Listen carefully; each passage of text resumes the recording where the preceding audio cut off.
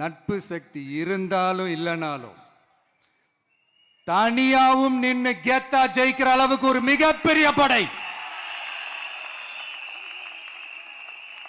அதுலயும் ரொம்ப முக்கியமா இன்னைக்கு இந்த கூட்டத்துக்கு வரலனாலும் நான் அந்த போர்ல நடந்த அந்த கதை மாதிரி கட்ஸான குயில்கள் நிறைந்த பெண்கள் படையும் நம்மளோட இருக்கிறாங்க. அந்த பெண்கள் படையை பார்த்துதான் அரசியல் அரங்கமே அதிர்ந்து போயிருக்குது. அதனால எல்லாரும் ஒரு நிமிஷம் எனக்காக எந்திரிச்சு நில்லுங்களேன் ப்ளீஸ். நான் சொல்றதை கொஞ்சம் ரிப்பீட் பண்ணுங்க.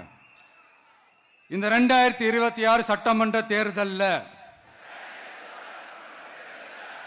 நாம எல்லாரும் உண்மையாக உழைப்போம், சத்தியமாக உழைப்போம், உறுதியாக உழைப்போம், ஒற்றுமையாக உழைப்போம். Thank you. Please sit down.